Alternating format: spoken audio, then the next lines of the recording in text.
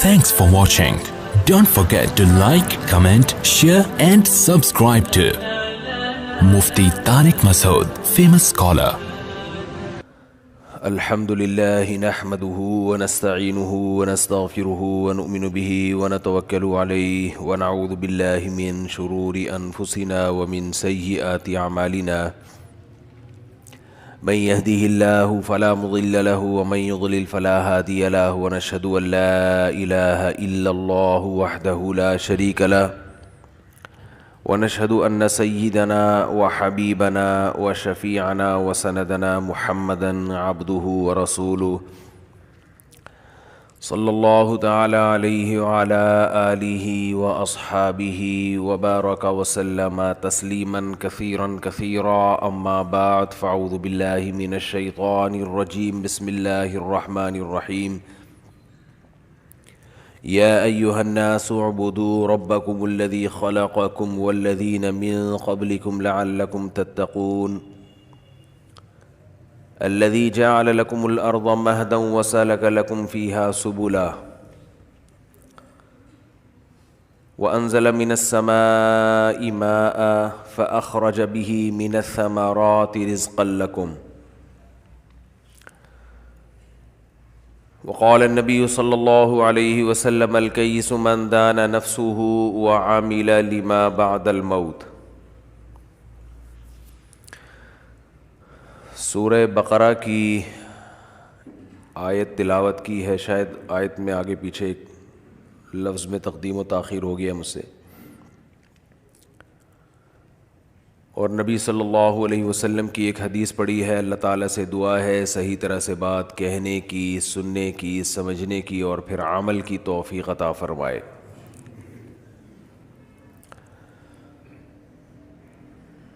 یا ایھا الناس اعبدوا، اے لوگو غلامی اختیار کرو، ربکم اپنے پالنے والے کی، جس نے جو تمہیں پالتا ہے، الذی خلقکم جس نے تمہیں بھی پیدا کیا، والذین من قبلکم اور تم سے پہلے لوگوں کو بھی اسی نے پیدا کیا ہے۔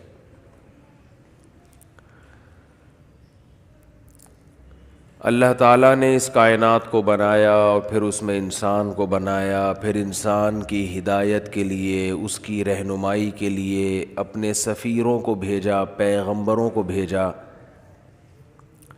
اور وہ تمام کے تمام پیغمبر ایک ہی بات بتاتے رہے کہ ایک خدا پر ایمان لے کر آؤ اور اس کی عبادت کرو، اس کی غلامی کرو۔ آج پوری دنیا اللہ کی غلامی سے نکلنے کی کوشش کر رہی ہے۔ دنیا کا سب سے فضول ترین کام عبادت بن گیا ہے۔ گھر میں والدین کی اگر اولاد ہو تو کمانے والے بچے کی قدر ہے،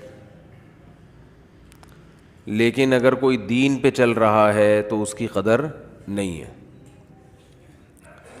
گھر کا بھی یہی اصول ہے، ملکوں کے بھی یہی اصول ہیں اور دنیا کے بھی یہی اصول ہیں کہ انسان سے محبت اس بیس پہ کرتا ہے کہ آپ اس انسان کے لیے کیا کرتے ہیں، اس انسان کے لیے آپ کیا خدمت کر رہے ہیں۔ اس سے کسی کو بحث نہیں ہے کہ اللہ کے لیے کون کیا کرتا ہے۔ دنیا میں اچھائی اور برائی اسی پہ گھوم رہی ہے کہ آپ کسی کے لیے کیا کرتے ہیں۔ حضرت ابو طالب نے نبی صلی اللہ علیہ وسلم کے جو چچا تھے، انسانیت کی بھلائی کے لیے آپ نے بہت کچھ کیا، لیکن کلمہ پڑھے بغیر دنیا سے گئے۔ تو نبی صلی اللہ علیہ وسلم نے فرمایا میں قیامت کے دن ان کی سفارش نہیں کر سکتا۔ تو ہم اگر اللہ کو مانتے ہیں، اللہ کے پیغمبروں پر ہمارا ایمان ہے، یقین ہے، تو صبح سے لے کے رات تک، رات سے لے کے صبح تک اپنی تمام معمولات کو، تمام ایکٹیویٹیز کو، تمام اعمال کو ہم نے یہ سوچ کے گزارنا ہے کہ ہم اس دنیا میں آزاد نہیں ہیں بلکہ کسی پیدا کرنے والے کے غلام ہیں، اور اس کی رضا کے آگے ہمیں کسی کی پرواہ نہیں ہونی چاہیے۔ یہ بات خوب اچھی طرح سمجھ لینی چاہیے کہ اسلام کا جو مزاج ہے، مزاج وہ صرف آپ کو اللہ کی غلامی سکھاتا ہے۔ یہی وجہ ہے کہ مجتہدین میں مسائل میں اختلافات بھی ہوتے ہیں، لیکن ان اختلافات کے باوجود دونوں فقہا، دونوں فقیہ، دونوں رائے بالکل ٹھیک ہوتی ہیں، اس لیے کہ دونوں رائے کو فالو کرنے والے کا جو بنیادی مقصد ہے وہ اللہ کی غلامی، بس تو یہ چیز دیکھی جاتی ہے۔ ہم عمل میں الجھ جاتے ہیں۔ میں اکثر اس کی مثال دیا کرتا ہوں، بخاری اور مسلم کی حدیث ہے کہ نبی صلی اللہ علیہ وسلم نے، اس کو خوب اچھی طرح سمجھیں جو بات سمجھائی جا رہی ہے، اللہ کرے ذہن میں اتر جائے۔ نبی صلی اللہ علیہ وسلم نے بنو قریظہ کی طرف ایک لشکر روانہ کیا، اور آپ صلی اللہ علیہ وسلم نے اس لشکر سے فرمایا کہ جب تک بنو قریظہ نہ پہنچ جاؤ، عصر کی نماز کسی نے بھی ادا نہیں کرنی، عصر وہاں پہنچ کے پڑھنی ہے۔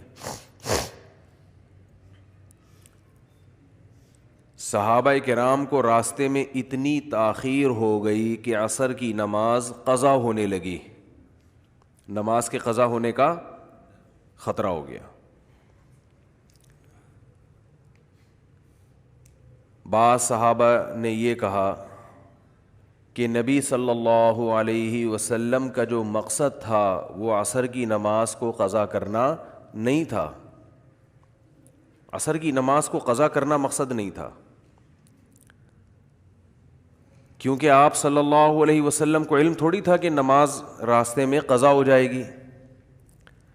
آپ کا مقصد یہ تھا کہ تسلی سے اپنے مقام پہ پہنچ کے ہم نماز ادا کریں گے، راستے میں پڑھنا ٹھیک نہیں ہے، لہذا ہم نماز اب پڑھیں گے کیونکہ نماز قضا کرنے کی اجازت نہیں ہے۔ اور حافظوا علی الصلوات والصلاۃ الوسطی، اللہ تعالیٰ کا ارشاد ہے نمازوں کی حفاظت کرو، خصوصاً درمیانی نماز کی۔ درمیانی نماز کون سی ہے؟ عصر۔ دوسرے فریق نے، صحابہ کی دوسرے گروہ نے یہ کہا کہ نبی کے جو الفاظ ہیں، نبی آپ صلی اللہ رب العزت کے سفیر ہیں، جو بات کہتے ہیں اپنی طرف سے نہیں کہتے، ان ہوا الا وحی یوحی، نبی صلی اللہ علیہ وسلم نے منع کیا ہے کہ راستے میں عصر کی نماز نہیں پڑھنی، تو ہم تو جو کچھ کر رہے ہیں نبی کے حکم پہ کر رہے ہیں، اور نبی کی غلامی کس کی غلامی ہے؟ اللہ کی۔ تو جس اللہ نے نماز کو فرض کیا ہے اسی اللہ نے ہمیں اجازت، ہمارے لیے حکم یہ کہ ہم یہاں نہیں پڑھیں گے۔ دو متضاد رائے سامنے آ رہی ہیں، ایک دوسرے کے بالکل اپوزٹ۔ بات آ رہی ہے سمجھ میں کہ نہیں آ رہی؟ اب یا تو کسی تیسرے کو جج بنایا جاتا جو فیصلہ کرتا، اور سب یہ مان لیتے کہ جو ان کا فیصلہ ہوگا ہم اسے مان لیں گے، تو جج بھی نہیں تھا کوئی۔ ظاہر ہے وہ جج تو نبی صلی اللہ علیہ وسلم ہوتے، آپ سے رابطہ ممکن نہیں تھا۔ تو صحابہ کرام کے دو فریقوں میں، دو جماعتوں میں اختلاف رائے ہوا. اب ایسا نہیں ہوا کہ انہوں نے تلواریں نکال کے لڑنا شروع کر دیا، کوئی القابات سے نوازنا شروع کر دیا ایک دوسرے کو، بلکہ انہوں نے جس کی جو رائے تھی اس نے اس رائے پر عمل کیا. بعض حضرات کی رائے یہ تھی کہ نماز پڑھنی ضروری ہے، نبی کی حدیث کی انہوں نے تعویل کی ہے. تعویل کا مطلب صرف الکلام عن الظاہر، کسی کے کلام جو ہے اس کو ظاہری معنی سے ہٹا دینا. نبی کی حدیث کے ظاہری الفاظ کیا تھے؟ عصر راستے میں نہیں پڑھنی. تو دوسرے دلائل کے پیش نظر، کیونکہ قرآن میں عصر کی خصوصی تاکید ہے، اس آیت کے پیش نظر اور نبی کے عام معمول کے پیش نظر کہ آپ نے نماز کبھی قضا نہیں کی ہے، تو اس معمول کے پیش نظر انہوں نے حدیث کے اس ظاہری الفاظ کو، بولو بھائی، پھیر دیا. سمجھ رہے ہو؟ ہٹا دیا اپنے ظاہر سے کہ یہاں یہ جو نبی نے حکم دیا کہ راستے میں عصر کی نماز نہیں پڑھنی، یہ اس صورت میں تھا. یہ شرط بڑھا دی انہوں نے کہ بشرطے کہ نماز قضا ہونے کا خطرہ نہ ہو. تو حدیث کے کبھی ظاہری الفاظ کو پھیرا بھی جاتا ہے. بالکل یہی کام امام ابو حنیفہ نے کیا ہے کہ جن حدیثوں میں سفر میں دو نمازیں اکٹھی پڑھنے کا حکم ہے، وہ کہتے ہیں یہاں اکٹھی سے مراد یہ نہیں ہے کہ ایک نماز کو قضا کر کے دوسرے ٹائم پہ لے جائیں آپ، بلکہ اکٹھی کا مطلب یہ ہے کہ ظہر کو عصر کے قریب لے گئے اور عصر کو پہلے لے آئے. ادھر ظہر پڑی، سلام پھیرنے کے بعد تھوڑا سا توقف کیا، ظہر کا وقت قضا ہوا، ساتھ ہی فوراً عصر پڑھ لی. ادھر مغرب پڑی، مغرب کا سلام پھیرا ہے کہ مغرب کو بالکل اینڈ تک لے گئے، جیسے ہی سلام پھیرا ہے مغرب کا وقت ختم اور فوراً عشاء کی نماز کا ٹائم شروع اور فوراً عشاء پڑھ لی. سوائے حج کے کہ عرفات میں مغرب کی نماز نہیں پڑھی جاتی، وہ مزدلفہ میں جا کے قضا کی جاتی ہے. تو وہ کہتے ہیں کہ حج میں تو حقیقت میں جمع کیا گیا ہے، سفر میں حقیقت میں جمع نہیں. جمع سوری کہتے ہیں کہ سورتن دیکھنے میں ایسا لگ رہا ہے کہ ایک نماز دوسرے ٹائم پہ پڑھی ہے، حقیقت میں نہیں ہے. اور اس پر دلائل ہیں. تو یہ مسئلہ بھی اختلافی ہے. ابھی میرا مقصد یہ مسئلے کو بیان کرنا نہیں ہے، صرف یہ بیان کرنا ہے کہ آپ بخاری اور مسلم کی ایک حدیث دیکھ لی آپ نے اور تمام مجتہدین سے بدگمان ہونا شروع ہو گئے. تو امام ابو حنیفہ رحمہ اللہ نے اس حدیث کو اپنے ظاہر پر نہیں رکھا، اور اس لیے بھی نہیں رکھا کہ اگر اس حدیث کو اپنے ظاہر پر رکھیں کہ جس میں آتا ہے کہ نبی نے دو نمازیں سفر میں اکٹھی پڑھی ہیں، اپنے ظاہری معنی پر رکھیں کہ ایک نماز کو گویا قضا کیا ہے، تو پھر بخاری اور مسلم کی حدیث میں یہ بات بھی ہے کہ نبی نے بغیر کسی عذر کے بھی مدینہ میں دو نمازیں اکٹھی پڑھی ہیں، حالانکہ اس کا کوئی بھی قائل، بولو نا کیا ہو گیا بھائی، نہیں ہے. پھر تو بغیر عذر کے بھی یہ عمل جائز ہو جائے گا جیسے کہ شیعہ حضرات کرتے ہیں. لیکن اس پر پھر اشکال یہ ہوگا کہ اگر بغیر عذر کے بھی دو نمازیں آپ اکٹھی پڑھ سکتے ہیں، اکٹھی کا مطلب کہ ایک نماز کو قضا کر کے دوسرے ٹائم پر پڑھ لیں، تو پھر یہ جو 5 نمازوں کے 5 اوقات بیان کیے گئے ہیں اور ان کی تاکید کی گئی ہے اور حفاظت کا حکم دیا گیا ہے، پھر یہ تمام دلائل کالعدم ہو جاتے ہیں. بہت مشکل ہے بات سمجھانا. ان الصلاۃ کانت علی المؤمنین کتابا موقوتا، بے شک نماز مومنین پر مقررہ اوقات میں فرض ہے. تو اس سے 5 نمازیں مراد ہیں. تو میرا مقصد ابھی 2 نمازیں اکٹھی کرنے کا مسئلہ بیان کرنا نہیں ہے. میرا مقصد یہ ہے کہ یہ جو دور ہے صرف حدیثوں کے نمبر، کتاب کا صفحہ، اس سے لوگ متاثر ہوتے ہیں. علم میں عمق اور گہرائی ختم. تو آپ کو کسی بھی فقیہ سے، کسی بھی مجتہد سے بدگمان ہونے کی اجازت بولتے کیوں نہیں بھائی؟ نہیں ہے، ہر ایک کا اپنا ایک سوچنے کا انداز ہوتا ہے. اور امام ابو حنیفہ کا جو اصول ہے رحمہ اللہ تعالی، وہ سب سے پہلے قرآن کو فوکس کرتے ہیں. قرآن، حدیث اگر قرآن کے خلاف ہوگی اس میں تعویل کرتے ہیں. وہ کہتے ہیں قرآن میں اقیم الصلاۃ لدلوک الشمس الی غسق اللیل، اسی طرح ہے ان الصلاۃ کانت علی المؤمنین کتابا موقوتا، نمازیں مقررہ اوقات میں فرض ہیں، اور یہ سفر میں بھی ہیں اور حضر میں بھی ہیں، دونوں میں ہیں. ہر نماز کا ایک متعین وقت ہے، ایک وقت دوسرے وقت میں داخل نہیں ہو سکتا. اور اس پر عبداللہ ابن مسعود رضی اللہ تعالی عنہ جو نبی کے سفر اور حضر کے ساتھی، ان کی صحیح حدیث بھی موجود ہے کہ نبی صلی اللہ علیہ وسلم نے کبھی بھی حج اور حج کے علاوہ کبھی بھی دو نمازوں کو اکٹھا نہیں پڑھا ہے. پھر بھی بہرحال دوسری طرف بھی فقہا ہے، ہم ان کے مذہب، ان کی رائے کے بھی احترام کرتے ہیں. اگر کوئی امام شافعی کے فقہ کو مکمل فالو کرتا ہے، اس کے لیے امام شافعی کی تقلید میں وہ یہ کام کر رہا ہے، وہ کہتا ہے میں کم علم ہوں، ان کا علم مجھ سے زیادہ ہے، تو فاسألوا اہل الذکر ان کنتم لا تعلمون. قرآن کہہ رہا ہے تمہیں علم نہیں ہے تو اہل علم سے رابطہ کرو، ان کی رائے پر عمل کرو. لیکن یہ جو ہمارے ہاں ہندوستان پاکستان میں جو ایک بدعت چل پڑی ہے کہ نمبروں کے ساتھ حدیث پیش کرنا، یہ بدعت نہیں، نمبروں کے ساتھ حدیث، آگے جو اس کے مفہوم، نمبروں کے ساتھ حدیث پیش کر کے پھر ترجمہ کرنا، پھر اپنی رائے کو سب پہ تھوپنا کہ حنفی ایسے کرتے ہیں، حنفی قرآن و حدیث کو چھوڑتے ہیں، حنفی جو ہے وہ ابو حنیفہ کی اندھی تقلید کرتے ہیں. آپ کبھی ابو حنیفہ کو ہم سے سمجھو تو آپ کو پتہ چلے گا کہ امام حنیفہ کو آدھی سے زیادہ دنیا نے بلا وجہ فالو نہیں کیا. بہت مضبوط رائے ہوتی ہے، بہت مضبوط رائے.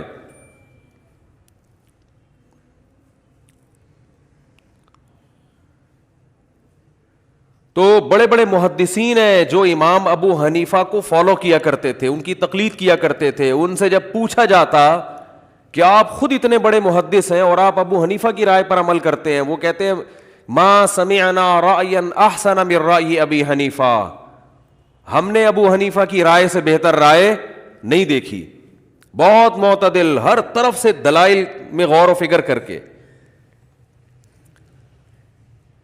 تو خیر بات یہ چل رہی تھی کہ رسول اللہ صلی اللہ علیہ وسلم نے اس فریق کو حکم دیا کہ بنو قریظہ پہنچنے سے پہلے عصر کی نماز، بولو بھائی، نہیں پڑھنی. اب یہ دو نمازوں کا اکٹھا ہونے کا مسئلہ آ ہی گیا تو ایک اور چھوٹی سی بات بتا کے بس آگے چلتا ہوں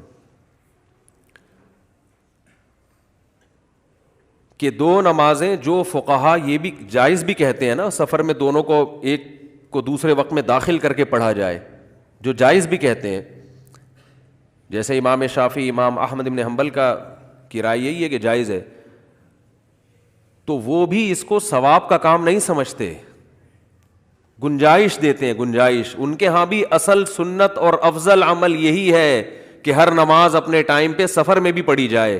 اور یہ کیونکہ علامہ ابن قیم رحمہ اللہ نے لکھا ہے کہ یہ کام جو سفر میں دو نمازیں اکٹھی پڑھنا، نبی نے یہ عمل متواتر سنت نہیں ہے، بہت کم ہوا ہے، یہ بہت شدید عذر میں یہ کیا ہے آپ صلی اللہ علیہ وسلم نے. جبکہ ہم اپنے اہل حدیث بھائیوں کو دیکھتے ہیں کہ وہ جب بھی سفر کر رہے ہوتے ہیں دو نمازیں اکٹھی پڑھ رہے ہوتے ہیں. تو یہ خود نبی کے عمل کے خلاف ہے،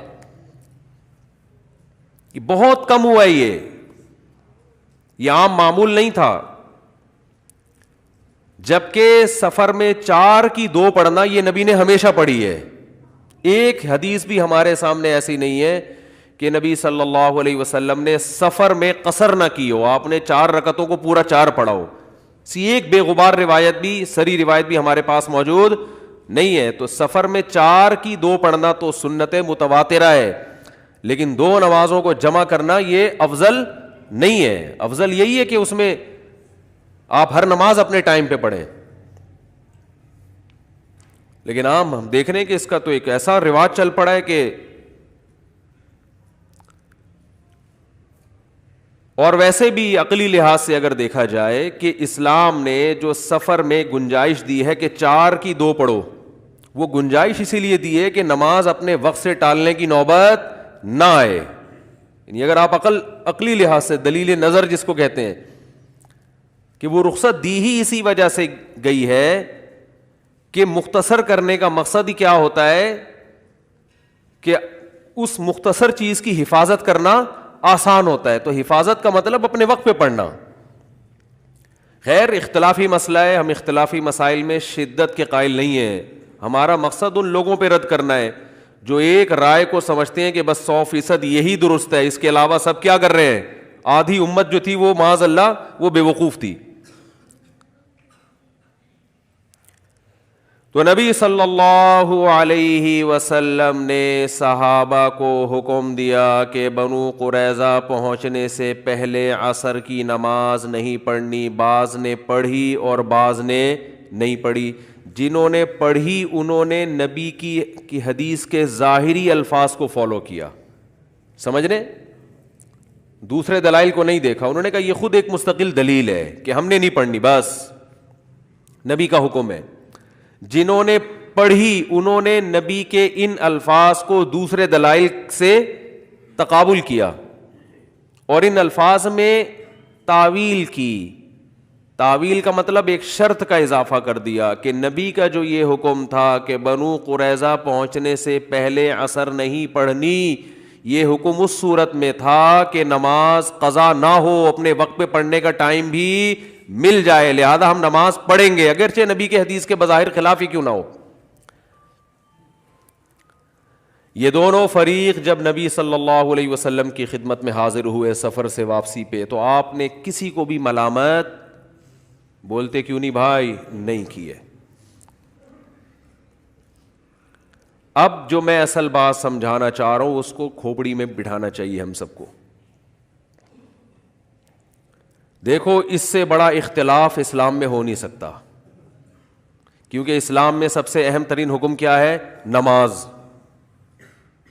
اس سے بڑا اختلاف ہو سکتا ہے کیونکہ توحید کے بعد سب سے پہلا حکم اور سب سے اہم حکم جس کے بارے میں قبر میں سب سے پہلے سوال ہوگا وہ کیا ہے, نماز. حضرت عمر بن عبد العزیز کا مشہور مقولہ ہے, ان اہم امورکم عندی الصلاۃ من حفظها فهو لما سواها احفظ ومن ضيعها فهو لما سواها اضيع. کہ انہوں نے اپنے عمال کو خط لکھا تھا, جو حکومت کے سرکاری ملازم تھے نا ان سب کو خط بھیجا تھا کہ میری نظر میں سب سے اہم ترین چیز نماز ہے, جو اس کی حفاظت کرے گا وہ باقی احکام کی بھی حفاظت کرے گا, جو اس کو ضائع کرے گا تو باقی حکام کو اس سے بھی زیادہ ضائع کرے گا. وہ دیکھیں باپ نے ایک بات بہت تاکید سے آپ کو کہی ہو, بہت زیادہ وصیتیں کی ہوں کہ یہ کام کرنا ہے, یہ لازمی کرنا ہے, یہ لازمی کرنا ہے, آپ نے وہی نہیں کیا, تو لوگ کہیں گے باقی تو چھوٹے موٹے حکام ہیں وہ تو ویسے ہی, اب تو وہ تو اس پر تو ویسے بھی عمل نہیں کرے گا. جب اتنی اہم حکم کو توڑ دیا تو اس سے چھوٹے حکم کو تو توڑنا اور آسان ہوتا ہے نا. تو حضرت عمر بن عبد العزیز نے کیا فرمایا کہ جو نماز چھوڑے گا تو اسلام کے باقی حکام کی وہ دھجیاں اس سے زیادہ اڑائے گا. وراثت تو بہت دور کی چیز ہے, بہنوں کو وراثت دینا اور باقی برائیوں سے بچنا, وہ سب سے اہم تو یہ ہے. تو اب آپ بتاؤ اسلام میں سب سے اہم حکم توحید کے بعد کیا ہے, یعنی اسلام لانے کے بعد نماز ہے. اور صحابہ کا اختلاف جو ہوا کس مسئلے میں ہوا, نماز کے مسئلے میں. پھر نماز میں اختلاف میں بھی سب سے اہم اختلاف نماز پڑھنا یا نہ پڑھنا ہے, کیونکہ نماز کے طریقوں میں اختلاف یہ کم درجے کا ہے. پڑھ تو رہا ہے نا کہ رفع الیدین سے پڑھنا ہے یا رفع الیدین کے بغیر پڑھنا ہے, زور سے آمین کہنا ہے کہ آہستہ آمین کہنا ہے, ٹانگیں چوڑی کرنی ہے کہ پتلی کرنی ہے, ہاتھ یہاں باندھنے ہیں کہ یہاں باندھنے ہیں. یہ کم درجے کا اختلاف ہے. ایک اختلاف یہ ہے کہ رکعتوں میں اختلاف ہو جائے کہ 4 پڑھنی ہے کہ 2 پڑھنی ہے, یہ تھوڑا اور بڑا اختلاف ہے. اور ایک اختلاف یہ کہ اس پہ ہو جائے کہ پڑھنی ہے کہ نہیں پڑھنی, یہ اس سے بھی زیادہ. بولتے کیوں نہیں بھائی, یہ ٹیکنیکل پوائنٹ ہیں, ان کو یہ کتابوں میں نہیں ملیں گے آپ کو, ان کو نوٹ کر لیا کریں. نماز پڑھنی ہے کہ نہیں پڑھنی, سرے سے عدم اور وجود میں اختلاف ہو رہا ہے. ہمارے تو اس سے کم درجے کے پھڈے ہیں. ہمارے جو جھگڑے ہیں نا, ہم تو رفع یوں کرنا ہے کہ نہیں کرنا ہے. پھر جو کہتے ہیں یوں کرنا ہے وہ کہتے ہیں نہیں بھی کرو تو ہو جائے گی بہرحال, لیکن کر لو. ہم کہتے ہیں بھائی نہ کرنا بہتر ہے. نبی کی آخری نماز کیا تھی؟ نہ کرنے والی. دلائل دونوں طرف ہیں, اختلافی مسئلہ ہے, اس میں کسی ایک طرف شدت جائز نہیں ہے. ہمارے پاس اپنے دلائل ہیں.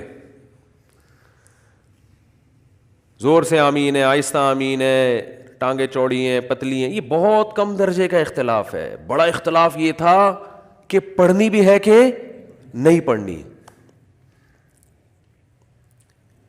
پھر اس سے بھی بڑا اختلاف یہ ہے, ایک اگر پڑھنے اور نہ پڑھنے میں اختلاف ہوتا, لیکن اختلاف کی نوعیت یہ ہوتی کہ پڑھنا مستحب ہے یا نہ پڑھنا مستحب ہے, تو یہ بھی بڑا اختلاف تھا. مگر یہ مستحب کا ہو رہا ہے اختلاف, کہ پڑھنا بہتر ہے یا نہ پڑھنا بہتر ہے. دونوں فریق کہہ رہے ہوتے جائز تو ہے لیکن بہتر ہے کہ نہ پڑھو. ایک کہہ رہا ہوتا کہ جائز تو ہے کہ نہیں پڑھو لیکن بہتر ہے کہ پڑھ لو. یہ نہیں, بلکہ اختلاف ہوا. ایک فریق کہہ رہا ہے پڑھنا فرض ہے کیونکہ نماز ہے, دوسرا کہہ رہا ہے پڑھنا جائز نہیں ہے کیونکہ نبی کے حکم کی مخالفت ہے. فرض, جائز اور ناجائز کا اختلاف ہو رہا ہے کہ پڑھنا جائز بھی ہے کہ نہیں ہے. یہ اور اونچے درجے کا اختلاف ہو گیا کہ نہیں ہو گیا. یہ ایسے جیسے ایک کہے کہ رفع الیدین سے نماز ہوتی ہے, دوسرا کہے کہ کر لیا تو نہیں ہوگی. ایک کہے کہ نہیں کیا تو نہیں ہوگی, ایک کہے تو کیا کر لیا تو نہیں ہوگی. بالکل ایک دوسرے کے اپوزٹ آ کے کھڑے ہو گئے. تو نماز کے فرض اور ناجائز ہونے میں اختلاف ہو رہا ہے. ایک فریق کے نزدیک نماز چھوڑنا جائز نہیں ہے, عصر کی نماز جو بنو قریظہ جاتے ہوئے, اور دوسرے فریق کے نزدیک پڑھنا جائز نہیں ہے. یہ اور اونچے درجے کا اختلاف ہو گیا نا. بہت مشکل ہے بات سمجھانا بھائی, بہت مشکل ہے.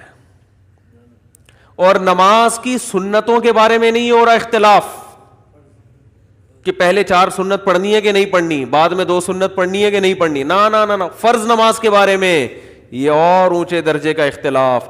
اور پھر نماز بھی کون سی؟ وہ نماز جس کو قرآن نے خصوصیت کے ساتھ ہائی لائٹ کیا ہے, حافظوا علی الصلوات والصلاۃ الوسطی, نمازوں کی حفاظت کرو, 5 نمازوں کی, خاص طور پر درمیانی نماز کی. تو درمیان میں اثر آتی ہے, یعنی وہ پہلا نماز, اور نماز میں بھی سب سے اہم ترین نماز.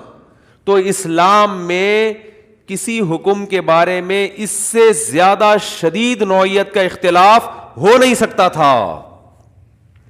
اتنا شدید, یعنی اس سے زیادہ بڑا اختلاف نہیں ہو سکتا تھا احکام کے بارے میں. اس کے باوجود 2 متضاد رائے کو نبی صلی اللہ علیہ وسلم نے درست قرار دیا. کسی پر بھی ملامت, بولتے کیوں نہیں بھائی؟ بولنا پڑے گا آپ کو. اب کسی پہ بھی ملامت نہیں کی ہے آپ نے. کیوں؟ اس لیے کہ یہ جو قرآن کا حکم ہے نا, یا ایھا الناس اعبدوا ربکم, اپنے پیدا کرنے والے, اپنے پالنے والے کی غلامی کرو. تو غلامی پر دونوں نے پورا عمل کیا. اب اسلام عمل کو نہیں دیکھ رہا, جو مقصد تھا حاصل ہو گیا ہے, کیونکہ ان کے بس میں اس سے زیادہ غلامی ممکن نہیں تھی. فاتقوا اللہ ما استطعتم, جتنی استطاعت ہے اتنا اللہ سے ڈرو. اس سے زیادہ استطاعت نہیں ہے بھائی. اب رائے کو کیسے تبدیل کریں؟ ایک کی سمجھ میں یہ آ رہا ہے کہ نبی کا حکم یہاں نہیں ہے وہاں کے بارے میں, ایک کے سمجھ میں آ رہا ہے کہ یہی پڑھنی ہے.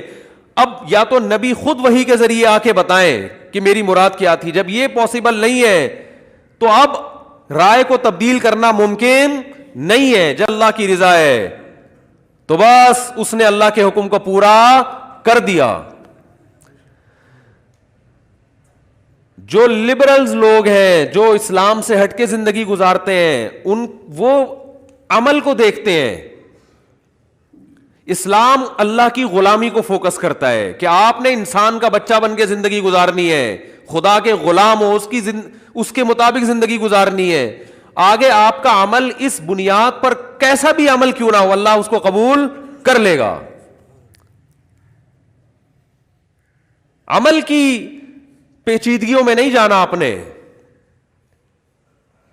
عمل کی بیس یہ ہونی چاہیے کہ اللہ کی رضا، اللہ کی غلامی، عبودیت، بس. اس سے اگر رائے میں بھی اختلاف ہو رہا ہے، عمل بھی متضاد ہو رہا ہے، آپ احتیاطوں پہ عمل اس لیے کرتے ہو اللہ کا حکم ہے، اس کے بعد نقصان ہو جائے کوئی مسئلہ نہیں ہے بھائی، ہم نے اس لیے عمل کیا ہی نہیں تھا کہ نقصان نہ ہو. نقصان کس کے ہاتھ میں ہے؟ نفع نقصان. تو مسلمان کو تو ویسے ہی ٹینشن ختم ہو جاتی ہے. آپ پیسہ کمانے کی کوشش اس لیے کرتے ہو اللہ کا حکم ہے، حلال کمانا عبادت ہے، مل گیا ٹھیک ہے، نہیں ملا تو مقصد تھوڑی ہے، مقصد تو اللہ کی غلامی تھا، وہ ہم نے کر لی بھائی. خامخواہ کی ڈپریشن، خامخواہ کی ٹینشن لوگوں نے لی ہوئی ہے. یار اللہ نے حکم دیا تھا یہ کرو، ہم کر رہے ہیں، پھر بھی نتیجہ تو نکل نہیں رہا. تو بھائی تم نے اللہ کے حکم کی وجہ سے کیا تھا نا، بس کر لیا، ثواب مل گیا، پتلی گلی سے نکلو. ابھی ستار بھائی بھی آنے والے ہیں تھوڑی دیر میں، غفار بھائی بھی آنے والے ہیں. پورے بیان میں آج پتلی گلی نہیں آئی تھی نا، چوڑی گلی پتلی گلی. مسلمان اللہ پہ اعتماد اور توکل کرتا ہے، وہ کہتا ہے میں اللہ کا غلام ہوں، یہاں میری ایک بھی نہیں چلے گی، میری خواہشات کی جگہ جنت ہے، دنیا نہیں ہے، یہ میری نہیں چلے گی. لوگ مجھے تنگ کر رہے ہوتے ہیں فون کر کر کے، یہ مجبوری ہے، یہ مسئلہ ہے، یوں کر لے. میں کہتا ہوں بھائی شریعت کا حکم ہے. اب ایک آدمی نے کہا کہ میرے 5 بچے ہیں، چھٹا آنے والا ہے، ایک کمرہ ہے، غربت میں مرا جا رہا ہوں، ضائع کرا دوں اس کو. میں نے کہا نہیں کرا سکتے، اللہ کا حکم ہے بھائی. کہہ رہے یار وہ اتنے پل نہیں رہے یہ، اور آپ یہ. تو میں نے کہا وہ 5 زندہ ہیں یا نہیں ہیں؟ پیدا ہوئے تھے، ماں کی چھاتیوں میں دودھ پیدا ہوا تھا کہ نہیں ہوا تھا؟ اور دوسری بات، اب دلائل تو میں دیتا رہتا ہوں، دلائل کی دنیا تو الگ ہے. اللہ نے اجازت نہیں دی، بس ختم. ہم کس کے غلام ہیں؟ اور یہ پوری دنیا میں اللیگل ہے، مجھے پتا چلا. یہ پوری ایک آدھ دنیا میں کنٹریز ایسے ہیں جن میں الاؤ ہے، ورنہ ایبورشن پوری دنیا میں اللیگل ہے. تو اسلام تو ان کی سمجھ میں نہیں آتا، لیکن آپ یونائٹڈ نیشن کے لا کو فالو کر لو. تو میں نے کہا بھائی نہیں ہے اجازت، کسی انسان کو آپ اس سے اس کی زندگی کا حق نہیں چھین سکتے. بس غریب ہے امیر ہے، جیسا ہے اپنی اپنی قسمت پہ آئے گا. دنیا مسافر خانہ ہے. میں نے کہا جیسے W11 میں پائیدان کی جگہ مل جاتی ہے نا کنڈکٹر کو، اس کو بھی دنیا میں کہیں نہ کہیں رہنے کی جگہ مل جائے گی. بہت W11 سے بڑے اسباق ملتے ہیں ہمیں. W11 نے بہت سے لوگوں کی ٹینشنوں کو ختم کیا ہے. اس کو آپ صرف W11 نا، جس جو کراچی میں نہیں رہتا اس کو W11 کا مثالیں سمجھ میں نہیں آئیں گی، اس کا تو آدھا ایمان ویسے ہی نہیں بن سکتا. حقیقت ہے، کیونکہ بہت سی مثالوں میں W11 فٹ ہوتی ہے. پنجاب والوں کو کیا پتا یار، مجھے تو ڈر ہے وہ ایمان میں پیچھے نہ رہ جائیں کراچی والوں سے، کیونکہ ان کو یہ مثالیں سمجھ میں نہیں آئیں گی. تو کنڈکٹر کو W11 میں کتنی بھی بھری ہوئی ہو جگہ ملتی ہے کہ نہیں ملتی؟ اس دروازے سے چڑھے گا، دوسرے دروازے سے نکلے گا، اور سب سے کرایہ لے کے نکلے گا، اپنی جیب بھی بچا کے. سب کی جیبیں کٹ رہی ہوتی ہیں، اس کی نہیں کٹ رہی ہوتی. تو بھائی اس دنیا میں غریب آدمی کے 12واں بچہ بھی پیدا ہو جائے، اپنی قسمت سے آئے گا، اپنی قسمت سے کھائے گا، جوان ہو کے شادی بھی کرے گا، بچے بھی پیدا کرے گا، ان کو پالے گا بھی، ان کی تربیت بھی ہوگی، اور کامیاب زندگی گزار کے چلا جائے گا. کامیاب زندگی دولت کو نہیں کہتے، پیٹ بھرے ہوئے توند بھرے ہوئے کو نہیں کہتے، ورنہ پھر ہمارے جو سابق صدر تھے وہ سب سے کامیاب زندگی ان کی ہے، سب سے زیادہ توند انہوں نے بھری ہے. اور اللہ ہمیں ایسی زندگی سے پناہ میں رکھے. اور پھر معاذ اللہ غربت اگر عیب ہوتا تو ہمارے نبی تو دنیا کے سب سے بڑے مسکین تھے، حالانکہ ہم یہ کہتے ہیں سب سے بڑے کامیاب تھے وہ. تربیت کا جو مفہوم لبرلز لوگوں کی نظر میں ہے، اسلام کی نظر میں تربیت کی ڈیفینیشن وہ نہیں ہے. غربت میں اگر صبر کی توفیق ملے تو آپ تربیت یافتہ ہیں، اور اگر آپ کے پاس پیسہ آ گیا اور آپ نے غریبوں کو ناکام سمجھنا شروع کر دیا، آپ کی تربیت نہیں ہوئی. آپ تو بہت بڑے فالٹ میں، یہ فالٹ تو فرعون میں تھا. وہ حضرت موسیٰ کو یہ طعنہ دیتا تھا کہ لولا القی علیہ اسورۃ من ذہب، ان کے ہاتھ میں سونے کے کنگن کیوں نہیں ہے، ان کے پاس باغات کیوں نہیں، یہ تو قوم کے مسکین ترین آدمی ہیں، یہ تو ناکام ہے، یہ تمہیں کیسے کامیاب کریں گے. تو اپنے دماغوں سے جو کامیابی کی جو ڈیفینیشن آپ نے لوگوں نے ڈالی ہوئی ہے نا، اس کو نکالو. یہ ہے ہی نہیں کامیابی.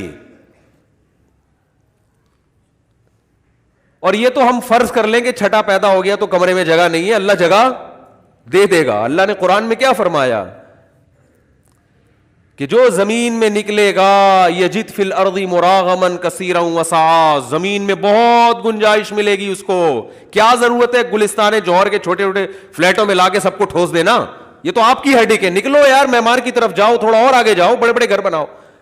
ہر آدمی کو شوق ہے ٹھسنے کا,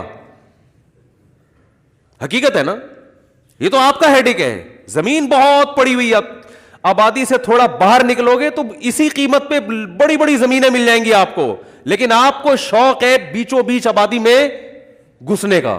تو ایک ایک فلیٹ میں 20-20 بچے اور 15-15 بچے سو رہے ہیں, یہ تو آپ کا ہیڈک ہے, یہ اللہ کا ہیڈک تھوڑی ہے.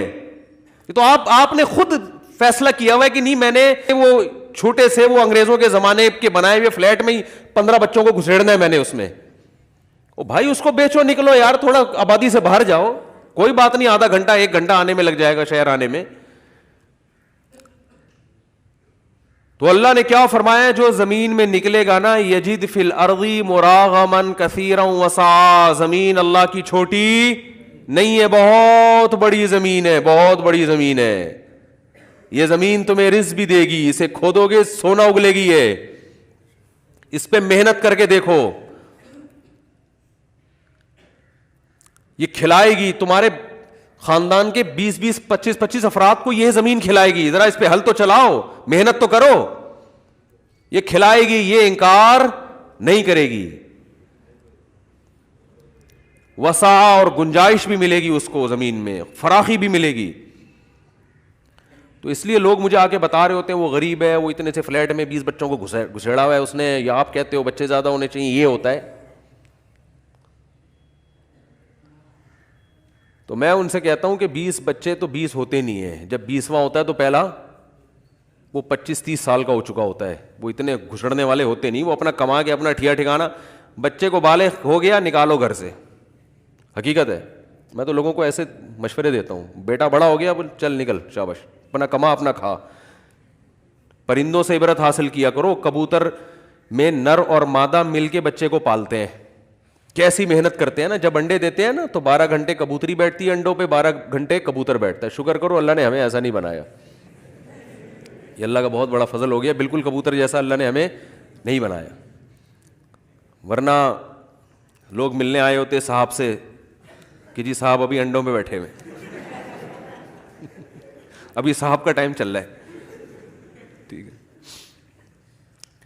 تو 12 گھنٹے ڈیوٹی ہوتی ہے, اس کے بعد دونوں مل کے اپنے بچوں کو پالتے ہیں. کیسے دانہ لے کر آتے ہیں, بڑی کیئر کرتے ہیں, بہت حفاظت کرتے ہیں. جیسے ہی بچہ تھوڑا بڑا ہوتا ہے اسے کہتے ہیں چل پتلی گلی سے نکل. اب یہ تھوڑی کہ ساری زندگی تجھے ہم پالتے رہیں گے, اور بھی دنیا میں غم ہے. جیسے اس کے پر نکلتے ہیں نا, اڑنا شروع ہوتا ہے, چلو شاباش شلو. سعودی عرب میں چلو کو عرب لوگ شلو کہتے ہیں, شلو. وہ ہمارے حضرت فرمایا کرتے تھے کہ عرب میں استغنا بہت تھا, اب کا پتہ نہیں, لیکن اس وقت بہت استغنا. جیسے ہمارے ہاں دکان پہ ایسا ہوتا ہے نا, کوئی کسٹمر آئے تو اس کے گھر تک چلا جاتا ہے دکاندار اس کے تعاقب میں. آپ دیکھو نا صدر کی مارکیٹ سے گزرو, ہاں صوفی صاحب صوفی صاحب صوفی صاحب ادھر تو آؤ, ہوتے ہوتے آدھا راستے تک پیچھے آ جائے گا آپ کے, پھر بٹھائے گا تو سارے تھان کھول کے پھینک دے گا نا. ایک نفسیاتی اثر ہوتا ہے انسان پر کہ یار اتنے تھان کھلوا لیے کپڑے کے, میں نے خریدا کچھ بھی نہیں, تو کتنا برا لگے گا. تو بغیر کہے بس کھول, آپ نے کہا یہ والا بس پورا تھان کھول دے گا, تو اب آپ اٹھ کے جاتے ہوئے ویسے ہی شرم آ رہی ہوتی ہے. وہ کہے گا یار یہ پوری دکان میں نے کھول کے رکھ دیا, آپ کو پسند ہی نہیں آ رہا کوئی. تو یہ بڑی نفسیاتی مار ہوتی ہے. کوئی خاتون جا رہی ہو تو انٹی باجی, تو پیچھے تک چلے جاتے ہیں, گھر تک پہنچ جاتے ہیں. تو عربوں کی عادت ہے استغنا. تو ہمارے حضرت نے چونکہ یہی شاپنگ کی تھی پاکستان میں, جب سعودی عرب گئے تو حضرت فرماتے ہیں میں دکان پہ جاتا, میں ان سے کہتا یار یہ ذرا گھڑی دکھا دو. انہوں نے کہا بھائی یہیں سے دیکھ لو, شیشے میں نظر آ رہی ہے نا بھائی یہی ہے. کہتے ہیں جب زیادہ ان سے سوال پوچھو تو کہتے ہیں چلو. ان کو پتہ ہے پاکستانی ہے تو یہ عربی سمجھتے ہیں, اردو سمجھتے ہیں, تو چلو کو وہ چے ان کی زبان سے نکلتا نہیں ہے, تو شلو شلو. تو حضرت کو یہ اسٹائل ان کا بہت اچھا لگتا تھا. ہمیں تو اچھا نہیں لگے گا یار یہ کیسا آدمی ہے, لیکن حضرت کہتے تھے استغنا کے ساتھ کما رہے ہیں, کہ بھائی عزت کے ساتھ یہ نہیں کہ اب کسٹمر کے جناب ہاتھ پاؤں چومنا شروع کر دیے اور اس کے گھر تک پہنچ گئے تو بھائی لینا ہے لو, نہیں تو پتلی گلی سے نکلو. فتلی بولیں گے پتلی کو بھی, وہ پے بھی نہیں ہے عربی میں, فتلی گلی. تو فتلی گلی سے چلو. اردو کے کچھ الفاظ اتنے کامن ہو چکے ہیں دنیا میں, اردو کا حجم بہت بڑا ہے, ہندی اردو ایک ہی ہے, کہ عربوں کی زبان پہ بھی وہ الفاظ چڑھے ہوئے ہیں. سامنے, ہم سعودی عرب میں تھے تو ایک شرطے سے ہم ایڈریس پوچھ رہے تھے, وہ کہہ رہا تھا سامنے, عربی تھا, سیدھا, سامنے. اور ایک لفظ تو میرا خیال ہے انگلش کی ڈکشنری میں بھی اردو کا شامل ہو گیا ہے. کہیں کہ بی بی سی کی کوئی رپورٹ پڑھ رہا تھا میں, بی بی سی کی تھی, پتہ نہیں کہ مجھے یاد نہیں, ایک ہفتہ ہو گیا. اچھا کا جو لفظ ہے نا, اچھا کا لفظ, اچھا, یہ اتنا کامن ہو چکا ہے کہ یہ کسی بڑی زبان کا جز بن چکا ہے. تو دوبارہ تحقیق کریں گے, مجھے پوری طرح یاد نہیں, لیکن یہ اچھا کا لفظ جو ہے نا اردو کا, یہ کسی بڑی زبان نے گود لے لیا ہے. ٹھیک ہے نا, جیسے ہم انگلش کے الفاظ لیتے ہیں دوسری زبانوں کے, تو اب اردو کے الفاظ اچھل اچھل کے دوسری زبانوں میں جانا شروع ہو گیا. عن قریب پراٹھا دیکھ لیں گے آپ, انگریزوں میں آ جائے گا پراٹھا. حقیقت بتا رہا ہوں, انگریزوں کے ہاں پراٹھے نہیں ہوتے, لفظ ہی نہیں ہے, یہ چیز ہی نہیں ہے. تو 2-3 انگریزوں کو آپ یہاں لا کے ہوٹلوں کے پراٹھے کھلائیں, کوئٹہ ہوٹل کے, پھر ان سے بولے مزہ نہ آئے پیسے واپس. تو آپ دیکھیں آکسفورڈ یونیورسٹی میں جاتے ہی سب سے پہلے انگلش میں وہ ایک لفظ کا اضافہ کرے گا, اٹ از کالڈ پراٹھا. تو اس کے آگے لکھا ہوگا ویری ٹیسٹی اینڈ پیٹ میں مروڑ اور بہت ساری چیزیں لکھی ہوئی ہوں گی اس میں. ٹھیک ہے نا. تو کیا بات چل رہی تھی یار, یہ تو یہ درمیان میں چینل تبدیل ہوتا ہے نا, اس سے بڑے نقصان ہو جاتا ہے. بات کیا چل رہی تھی؟ نہیں جو, ہاں میں کبوتروں کی بات کر رہا تھا کہ وہ کیا کرتے ہیں, شلو. ہاں یہ شلو پہ بات آئی. تو بچے جب بڑے ہو جائیں نا, بیٹی ہے ان کی شادی کرو, بیٹے ہو گئے یا تو کما کے لائے, نہیں لا رہا, چلو نکلو اپنا گھر بناؤ. بھائی ہم نے پال پوس کے بڑا کر دیا, اپنا گھر بناؤ, تمیز سے الگ زندگی گزارو. بس ہماری ذمہ داری کیا ہے, یہ تھوڑی کہ ساری زندگی باپ ٹینشن سے اپنا پاگل رہے گا. یہی ہو رہا ہے آج کل, ماں باپ, بچے بڑے بھی ہو گئے, پھر ان کے مسائل ساری زندگی, پھر وہ ان کی شادی بھی ہو گئی, پھر ان کے بچے بھی ہو گئے, ساری زندگی اولاد کی ٹینشن سے ہی نہیں نکلتے. تبھی تو کہتے ہیں 2 بچے اتنی ٹینشن دے رہے ہیں اور آپ 12 کی بات کرتے ہو. تو ٹینشن مسلط کرو گے تو ایک ہی عذاب جان بن جائے گا, نہیں لوگے تو کبوتروں کی طرح ٹھیک ہے نا, بڑے ہوئے, اپنی جو آپ نے جو تعلیم دے سکتے تھے دی, پتلی گلی سے نکلو. شاباش, بہت اللہ نے دیا ہے تو چلو یار, جہاں اتنے کھا رہے ہیں تم بھی کھا لو, پڑھ لو. نہیں تو اپنے خرچے پہ بھی تو پڑھے نا. دیکھو یورپ میں کیا ہوتا ہے, لوگ اپنے خرچے پہ پڑھتے ہیں نا, ماں باپ تھوڑی اٹھاتے ہیں خرچہ. جاب بھی کر رہے ہیں, پڑھ بھی رہے ہیں, تو اپنے بیٹے کو بولو بالغ ہو گیا بھائی, تو کوئی ریڑی ویڑی لگا, ٹماٹر بیچ اور اپنی فیس بھی ادا کر, دن میں پڑھے گا اور پھر زیادہ اچھا پڑھے گا. آج کل جو پڑھ نہیں رہے نا بچے, وجہ اس کی یہ ہے کہ ساری ذمہ داری ماں باپ کی ہے, ان کو پیڑے کھانے کے علاوہ کوئی کام نہیں ہے. تو جب سر پہ پڑتی نہیں ہے تو کیسے. ہمارے اس محلے میں ایک بہت بڑا ٹھیکیدار ہے, کروڑ پتی آدمی ہوگا. مجھے اس نے اپنا واقعہ سنایا کہ میں پوستی ترین انسان تھا, معذرت کے ساتھ, اس کے الفاظ ایسے ہی تھے. بہت سست آدمی تھا, کچھ نہیں کرتا تھا آوارہ گردی کے علاوہ, گٹر کے ڈھکن پہ بیٹھا ہوا ہے کہیں, ادھر گٹکا کھانا, یہ سارے کام تھے. جیسے آوارہ باپ تھا, پیسے والا آدمی. کہہ رہے ایک دن باپ نے میرے سامنے سے کھانے کی پلیٹ ہٹا دی اور مجھے کہا کہ تو جوان ہو گیا ہے, اب جب تک گھر میں کما کے لائے گا نہیں نا, تجھے کھانے کی بھی اجازت نہیں ہے. یہ اللہ کا شکر ہے وہ باپ سے باغی نہیں ہوا, ورنہ تو آج کل لوگ باغی ہو جاتے ہیں نا. اور باپ نے ایسا کرنا نہیں چاہیے تھا, کھانے سے ہٹا دینا مناسب نہیں ہے, کسی اور طرح سے سمجھا دیتا. لیکن بہرحال بعض اینٹی بایوٹک ایسی ہوتی ہیں, ان کے سائڈ افیکٹ کم ہوتے ہیں اور فائدے زیادہ. یہ غیرت مند آدمی تھا. باپ نے جب کھانے کی پلیٹ ہٹائی ہے, اس نے کہا تو جوان ہو گیا, تجھے شرم نہیں آتی, کب تک کھاتا رہے گا اس طرح, اب تو تیری کمانے کی عمر ہے. کہہ رہے میرے باپ کا مجھ پر بہت بڑا احسان ہوا کہ اس نے مجھے میرے سامنے سے کھانے کا برتن ہٹا دیے. بھوکا رہے گا, کما کے جب تک نہیں لائے گا نہیں کھائے گا یہاں پہ. کہہ رہا ہے میرے سامنے سے جب کھانا ہٹائے مجھے غیرت آئی, میں نے کہا آج کے بعد میں کسی کے سامنے ہاتھ نہیں پھیلاؤں گا, بھوکا مر جاؤں گا مگر ہاتھ نہیں پھیلاؤں گا, اور باپ کو میں کھلاؤں گا, بن کے دکھاؤں گا میں.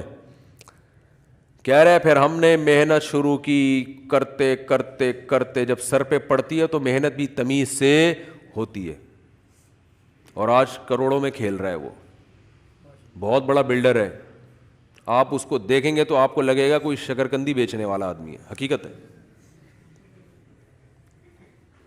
کچھ ویسا حلیہ تو وہی اسٹائل والا اس کا, لیکن بہت اللہ نے دیا. تو اس لیے بچوں کی ٹینشن مسلط نہ کیا کرو, ہائے میرا بچہ یہ کیوں نہیں بن رہا, نمبر کم کیوں آ گئے. ہمارا جو بھانجے ہیں, آپ کو دونوں بھانجے میں نے دکھائے ہیں نا یہاں پہ, ایک ابھی این ڈی یونیورسٹی میں پڑھ رہا ہے, دوسرا کہیں پتہ نہیں انٹر میں فیل ہو گیا تھا. تو ابا کو پتہ چلا انٹر میں فیل ہو گیا ہے, تو ابا نے کہا کوئی بات نہیں, بس آخرت کے امتحان میں فیل نہ ہوں, باقی سیٹ ہے یار, کوئی مسئلہ نہیں ہے. کیا خیال ہے بھائی؟ کیونکہ مفتی رشید احمد صاحب کی صحبت اٹھائی ہے ان کے والد صاحب نے, دنیا کو مسافر خانہ سمجھتے ہیں, یہی الفاظ ہے بھائی مسافر خانہ ہے, پڑھ لو بیٹا اچھی بات ہے, فیل ہو گئے تو کوئی بات نہیں, سپلیمنٹری میں دے دینا, پھر بھی فیل ہو گئے تو کوئی بات نہیں, کچھ اور کر لو, جو سمجھ میں آتا ہے کرو یار, پڑھائی میں دل نہیں لگ رہا بزنس کرو. اتنی ٹینشن لیتے ہیں ماں باپ کہ یار یہ فیل کیوں ہو گیا, ڈپریشن میں جا رہے ہیں. پہلے اپنے امتحانات میں ڈپریشن الگ ہوئی ہے, اب بچوں کی ٹینشن, تبھی تو پھر کہتے ہیں ایک آدھی ہمارے لیے عذاب جان بنا ہوا ہے. تو عذاب بنانے کو چاہو گے تو ایک بن جائے گا, نہیں چاہو گے تو درجنوں میں بھی خوش بولو رہو گے. بچوں نے خود ہی پڑھنا ہوتا ہے, ٹینشن لینے کا نہیں ہے, سکون سے رہو, اطمینان سے. یہ ٹینشنیں تو خالی پیلی کی بلا وجہ کی ہیں, آپ کی سختی کرنے سے وہ پڑھ تھوڑی لے گا بچہ. پڑھائی ایسی چیز ہے کہ فریش دماغ پڑھ سکتا ہے, دباؤ میں آ کے کسی کا باپ بھی نہیں پڑھ سکتا. سمجھ رہے ہو؟ اگر آپ پہ دباؤ آ گیا نا, اسٹریس اور ٹینشن میں آ گئے آپ, گئی پڑھائی وڑائی سب. یہ تو خوش مزاج لوگوں کا کام ہے پڑھنا. تو بچے کو ایسا کام کرو اس میں شوق پیدا ہو جائے پڑھنے کا, شوق سے پڑھے گا تو پڑھے گا, نہیں پڑھے گا, شوق پیدا نہیں ہو رہا تو اب نہیں ہو سکتا. تو خیر بات یہ چل رہی تھی کہ صحابہ کرام میں اتنا بڑا اختلاف ہوا ہے, اتنا بڑا, مگر دونوں کو صحیح قرار دیا گیا. کیوں؟ دونوں کا مقصد اللہ کی غلامی. یا ایھا الناس اعبدوا. ہاں دیکھو, اولاد پہ سختی نہ کرنے کا مطلب یہ نہیں کہ بالکل نگرانی بھی چھوڑ دیں, کہ بالغ ہوا گھر سے باہر نکالا, ٹھیک ہے نا, نکال دیا وہ چرسیوں میں بیٹھ رہا ہے, گھر سے باہر بھی نہ نکالے. مطلب صرف یہ ہے کہ وہ کچھ کرے, اب بولے اب خود کرو گے آپ. تو اس لیے اگر پڑھ بھی رہا ہے تو کوئی بات نہیں یار, کچھ کام بھی کرے, سائڈ بزنس بھی کرے اور اپنی پڑھائی بھی کرے. اللہ نے بہت دیا ہے اور آپ یہ سمجھتے ہو بچہ بہت نیک ہے تو اچھی بات ہے, خود خرچ کر لو اس کے اوپر. تو کوئی بھی طریقہ اختیار کیا جا سکتا ہے, لیکن ٹینشن کسی طریقے کی بھی نہیں لینی. میرا جو بیان کا مقصد ہے وہ یہ ہے. اب یہ نہیں کہ گھروں سے بچوں کو ہی نکالنا شروع کر دیں 15 سال کے, بالغ ہو گیا چل نکل یہاں سے. میرا مقصد صرف اور صرف یہ ہے کہ کسی بھی چیز کو اپنے اوپر مسلط کرنے کی ضرورت نہیں ہے. آپ کے پاس آپشن بہت زیادہ ہے. اس کام سے ٹینشن ہو رہی ہے تو یہ والے آپشن پہ آ جاؤ, اس سے ٹینشن ہو رہی ہے تو اس آپشن پہ عمل کر لو. بہت سارے آپشن ہیں, سارے ٹھیک ہیں. سمجھتے ہو کہ نہیں سمجھتے ہو؟ تو اللہ نے ہمیں جو پیدا کیا میرے بھائی, کس کے لیے؟ غلامی کے لیے. تو جو اللہ کی غلامی اختیار کرتا ہے, غلامی کا مطلب صبح سے لے کے رات تک, رات سے لے کر صبح تک صرف یہ دیکھنا ہے کہ اللہ کا اس بارے میں حکم کیا ہے بس. اور اللہ کے حکم کو پہچاننے کے لیے صحیح علماء سے رابطہ کرنا ہے, کیونکہ آج کل لوگ اللہ کا کس بارے میں کیا حکم ہے اس حکم کو پہچاننے میں بھی بڑی غلطی کر رہے ہوتے ہیں. جو حکم نہیں ہوتا اس کو حکم سمجھ رہے ہوتے ہیں, جو حکم ہوتا ہے اس کو حکم نہیں سمجھ رہے ہوتے. یہ کام بہت ہو رہے. تو جب سامنے آ گیا کہ یہ اللہ کا حکم ہے تو ہم نے اپنے آپ کو اس حکم کے حوالے کر دینا ہے بس. جو اس انداز سے زندگی گزارے گا اسے دنیا میں بھی انعام ملے گا اور آخرت میں بھی. دنیا کا انعام کیا ہے؟ فَلَنُحْيِيَنَّهُ حَيَاةً طَيِّبَةً, ہم ایسے لوگوں کو انتہائی پاکیزہ زندگی عطا کریں گے. انتہائی پاکیزہ, طیب زندگی. طیب کا مفہوم بہت وسیع ہے. طیبہ کا لفظ ہے نا, طیب کا مؤنث ہے یہ لفظ. طیب کہتے ہیں وہ پاکیزہ چیز جس میں پاکیزگی کی وجہ سے اٹریکشن ہو. دیکھو ایک شخص بھنگی ہے, گندا میلا کچیلا, آپ کا گٹر بند ہے اور آپ 1-2 ہفتے سے کسی بھنگی کے انتظار میں تھے. ہمارا گٹر بند ہوا گھر کا نا, وہ لائنوں میں کچرا آیا ہوا تھا, تو میں نے اپنے دوست کو فون کیا, میں نے وہ بھنگیوں کو بلاؤ تو وہ بس تھوڑا بہت صاف کر دیتے ہیں وہ کچرا, اس لیے کہ وہ جو سیمنٹ بجری کا کچھ کام ہوا تھا وہ بجری اس کے اندر, مزدوروں نے احتیاط نہیں کی تو وہ اس میں سیمنٹ اور بجری پھنس گیا لائنوں میں, وہ بار بار واش روم بند ہونے لگا. تو میں نے 1-2 بھنگی بلائے, وہ کام نہیں کر رہے تھے دل جمی سے, تو اپنے ایک دوست کو میں نے فون کیا, میں نے کہا کوئی خاندانی قسم کا بھنگی چاہیے. وہ کہہ رہے ہیں یار بھنگی بھی ہو اور کیا ہو, خاندانی بھی ہو, یہ کیا ہو گیا یار. تو میں نے کہا ہے there are 2 types of بھنگیز. میں نے کہا ان میں بھی 2 قسمیں ہوتی ہیں, خاندانی اور جو حلال کر کے کھاتے ہیں اور ان کو گند میں بھی حرام کا شوق ہے. بعض ایسے بھی ہوتے ہیں کچھ حلال کر کے بھی کھاتے ہیں. تو خیر انتظام ہوا, پھر اس نے آ کے محنت کی اور اللہ تعالیٰ اسے جزائے خیر دے, تو وہ پوری لائنیں اس نے چینج کی, محنت کی. تو اب دیکھو کسی کے بھی گھر میں واش روم بند ہو جائے, مسائل کھڑے ہو جائیں, تو بھنگی کی طرف بھی اس کی رغبت ہوگی کہ نہیں ہوگی؟ اس کے لیے اس وقت سب سے زیادہ اٹریکشن کس میں ہوگی؟ خاندانی بھنگی میں. کہ یار کوئی خاندانی قسم کا کیا مل جائے, بولتے کیوں نہیں, بھنگی مل جائے. تو مجھے جب فون آیا نا تو میں سارے کام چھوڑ کر آ گیا. پھر اس سے ہم نے گلی کے گٹر بھی, یہ تو گورنمنٹ کی ذمہ داری ہے گلی کے گٹروں کا کام, لیکن ہم نے اپنے خرچے پہ گلی کے گٹروں کی بھی صفائی کروائی, گٹر کے ڈھکن بنوائے ہم نے اپنے ذاتی, میں نے اپنے خرچے پہ. آپ اندازہ لگاؤ یار یہاں تک نوبت پہنچ چکی ہے کہ لوگ اپنے ذاتی خرچوں پہ گٹر کی صفائی بھی کروا رہے ہیں, اس کے ڈھکن بھی بنوا رہے ہیں. تو ہم نے اپنے, اور سب حضرات سے میں کہتا ہوں کراچی میں اگر صفائی چاہتے ہو, اپنے گھر کے سامنے کے ایریے کو, اپنی گلیوں کو خود صاف رکھو. حکومت سے آپ یہ امیدیں نہ لگائیں. لوگ کہتے ہیں نا ابھی پنجاب سے کوئی رشتہ دار ہے, کہہ رہے ہیں اتنا گندا کراچی, تو بھائی خود صفائی کرو, کوئی بھی نہیں کرے گا صفائی. اپنے گھر کے گٹر اگر خراب ہے, بھنگی کو اپنے خرچے پہ بلا کے صفائی کروا لو.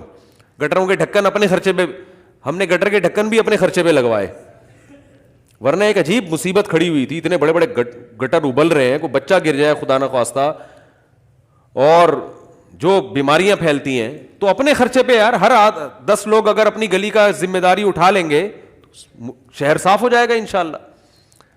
اس پہ بھی ایک مہم چلائیں گے انشاءاللہ بھی. تو خیر کیا مسئلہ ہے, آپ کو بھنگی میں بھی بعض دفعہ دلچسپی ہوتی ہے, لیکن وہ اس کی صفائی ستھرائی کی وجہ سے بولو نہیں ہوتی, وہ ضرورت ہے. لیکن اگر کوئی صاف ستھرا ہے, نیٹ کلین ہے, بہت صفائی, جیسے ہمارے حضرت مفتی رشید احمد صاحب کو جب ہم نے پہلی دفعہ دیکھا نا, کیا اللہ نے ان کو مزاج میں نفاست, کیا خوشبو استعمال کرتے تھے, تو اس سے بھی انسان کا دل سامنے والے کی طرف مائل ہوتا ہے. یہ جو میلان ہے نا, یہ اس سامنے والے کے طیب ہونے کی وجہ سے ہے. طیب کا مطلب پاکیزہ ہونے کی وجہ سے بھی کوئی اچھا لگتا ہے آپ کو. تو اللہ فرماتے ہیں جو میری غلامی اختیار کرے گا فَلَنُحْيِيَنَّهُ حَيَاةً طَيِّبًا, اسے ایسی زندگی دوں گا جو طیب ہوگی.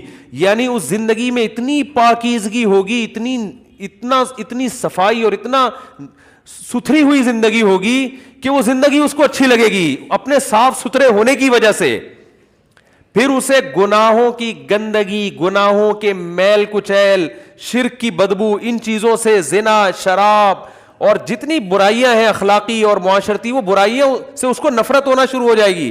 جیسے ایک صاف ستھرے آدمی کو گندگی سے نفرت ہوتی ہے, گندے آدمی کو گندگی سے نفرت نہیں ہوتی. آپ کچھ دن کسی بھنگی کو نہلاؤ, ڈیٹول سے, تیزاب سے نہلا دو اس کو. کراچی میں اگر کوئی بھنگی ہے تو میرا خیال ہے اس کو تیزاب سے نہلانا پڑے گا, کیونکہ اس بیچارے کا سارا دن کام کیا ہے, گندگیاں اٹھانا. بہت گندا ہو گیا کراچی.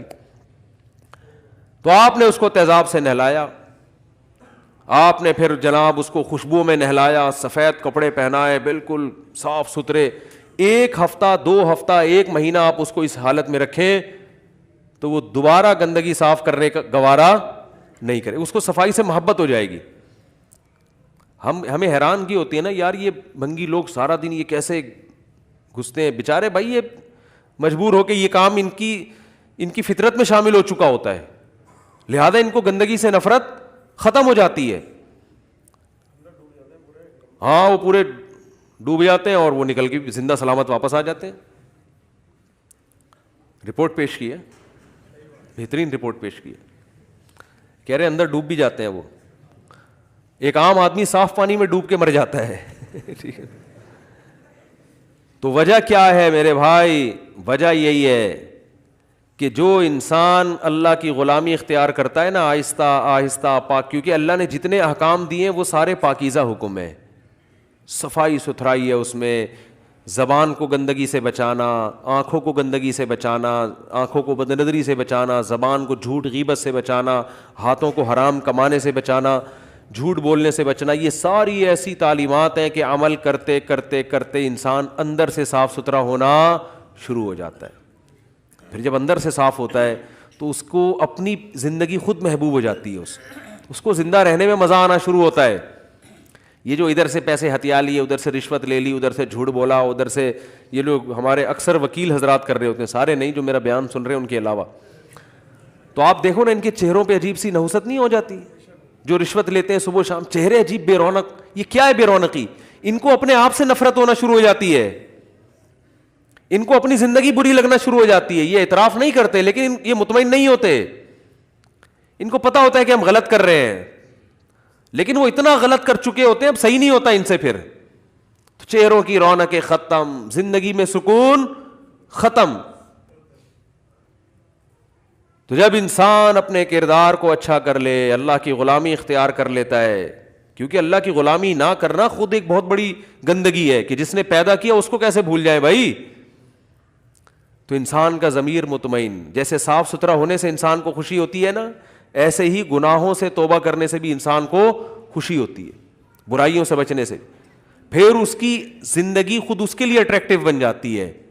اور یہ وہ والی اٹریکشن نہیں ہے جو کسی ضرورت کی بیس پر ہو, یہ وہ اٹریکشن ہے جو پاکیزہ ہونے کی بیس پہ. جیسے اچھے کھانے, خوشبودار کھانے وہ بھی انسان کو اچھے لگتے ہیں, اور بعض دفعہ بیماری میں کوئی کڑوی چیز بھی, بدبودار چیز بھی کھانی پڑتی ہے تو کھا تو وہ بھی لیتا ہے لیکن مزہ نہیں آتا.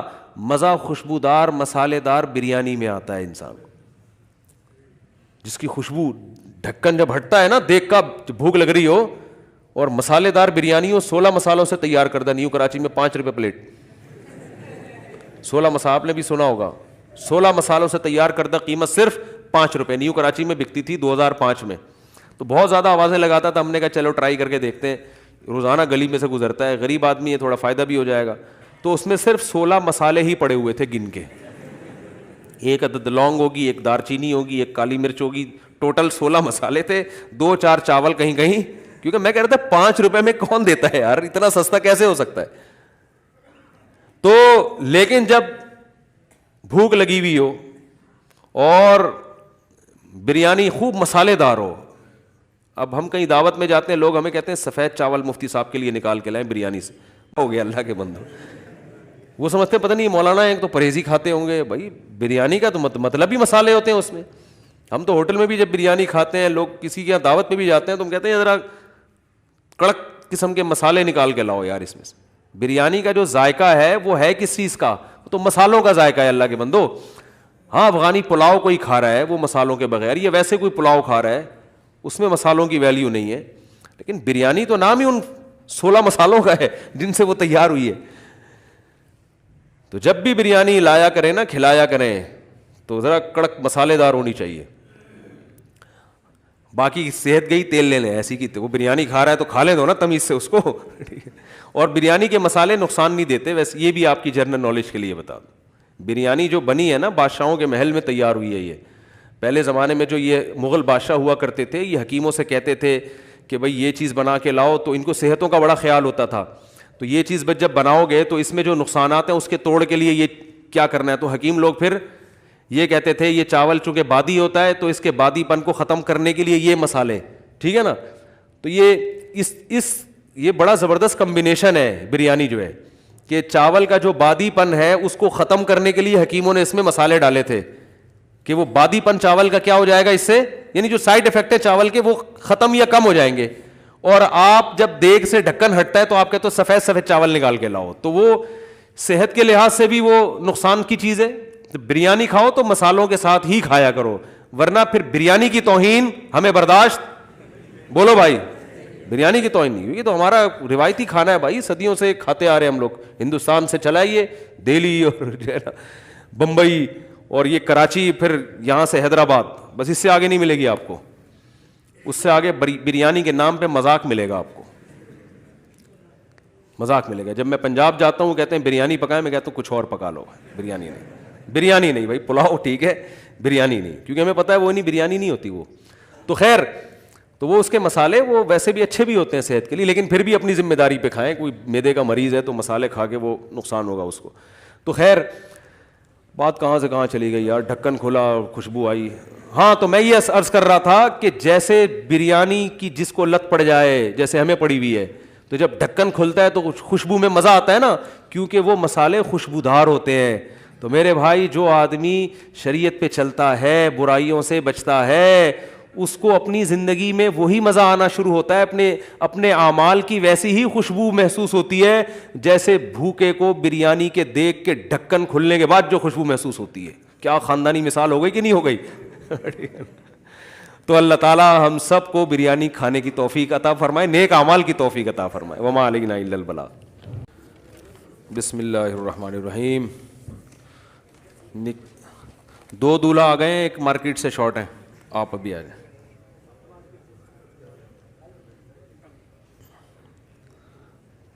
آج کل نکاح بہت ہو رہے ہیں ماشاء اللہ یار, لگ رہا ہے لوگوں پہ اثر ہو رہا ہے بیان کا.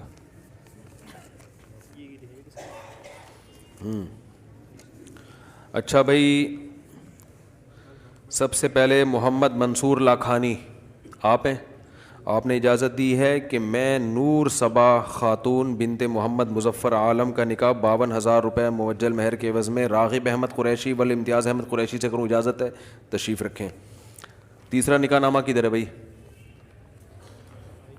آئی نہیں وہ, چلو ہم 2 ہی پڑھا دیتے ہیں فی الحال.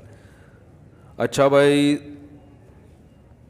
شبیر خان ولد گلشیر خان کہاں ہیں؟ جناب آپ نے اجازت دی ہے کہ میں اقصیٰ رضوان بنت رضوان احمد کا نکاح محمد علی عثمان ول محمد عثمان خان سے 50,000 روپے مہر کی عوض میں کروں, اجازت ہے جی؟ ماشاء اللہ. اور کہاں ہیں تیسرے؟ قریبی ہیں. اچھا, چلیں اتنی دیر میں ہم سوال نمٹا دیں, وہ پرچیاں دے دیں. ہاں, نکاح کی ویڈیو بے شک بنا لیں, سوال جواب کی نہ بنائیں. اچھا بھائی مفتی صاحب, میری داڑھی ہے لیکن میں ہر کوئی داڑھی کو نشانہ بناتا ہے اور پھر غصہ کرتا ہے, میں کیا کروں؟ یہ بہت بڑا مسئلہ ہے. داڑھی رکھ کے کوئی بھی الٹا کام کر رہا ہو, لوگ کہتے ہیں داڑھی رکھ کے ایسے کام کرتے ہو, تو بندہ داڑھی کٹا دیتا ہے, تو اس سے تو 1 نہ شد 2 شد 2 جرم ہو گئے. یہ ایسا ہی ہے جیسے کوئی غیر مسلم آپ کو تانا دے کہ یار تم مسلمان ہو کے چوریاں کرتے ہو, تمہارے مذہب میں تو ہاتھ کاٹنے کا حکم ہے, چور کی اتنی سخت سزا ہے, تو آپ نے کہا چلو اسلامی چھوڑ دیتا ہوں میں, تو کیوں اچھا کام ہوگا؟ یہ تو پہلے ایک جرم تھا, اب ایک اور جرم ہو گیا. تو داڑھی رکھ کے برے کام نہیں کرنے چاہیے, اس سے داڑھی بدنام ہوتی ہے. لیکن اس کا حل یہ نہیں ہے کہ داڑھی ہی کاٹ دیں. جو اڈا تھا حیا کا, جو آپ کو برائی سے روک رہا تھا, وہی اڈا ہی آپ نے جڑ سے اکھاڑ دیا. ایک آدمی نے ماں باپ کے حق میں بیانات سنے کہ بوڑھی ماں کے سامنے اف کرنے سے بھی جہنم میں چلا جاتا ہے انسان, اتنا احترام ہے اتنا ماں کا. تو اس نے بولا یار ماں کے حقوق تو بہت زیادہ ہیں, تو یہ تو میرے سے زیادہ ہوں گے نہیں, تو ماں کو ہی مار دیا جا کے اس نے کہ یار نہ ماں رہے گی نہ حقوق رہیں گے. تو الٹا کام کیا نا. تو ایسے ہی اگر داڑھی رکھ کے آپ برائیاں نہیں چھوڑ رہے تو اس کا حل یہ نہیں ہے کہ داڑھی کٹا دیں, بلکہ برائیاں چھوڑیں آپ, یہ حل ہے اس کا. آگے بھائی. اچھا بھائی, دلہن کے وکیل ہیں محمد ناصر اشرف. جناب آپ نے اجازت دی ہے کہ میں ساریہ با جوڑ, اچھا یہ کیا نام ہے بھائی؟ تاجور, ساریہ تاجور بنت محمد زبیر خالد کا نکاح 1 لاکھ روپے مہر میں دانش کبیر والطفیل احمد سے کروں, اجازت ہے جی؟ چلے بھائی. الحمدللہ نحمدہ ونستعینہ ونستغفرہ ونؤمن بہ ونتوکل علیہ ونعوذ باللہ من شرور انفسنا ومن سیئات اعمالنا من يهده الله فلا مضل له ومن يضلل فلا هادي له ونشهد أن لا إله إلا الله وحده لا شريك له ونشهد أن محمدا عبده ورسوله صلى الله تعالى عليه وعلى آله وأصحابه وبارك وسلم تسليما كثيرا كثيرا.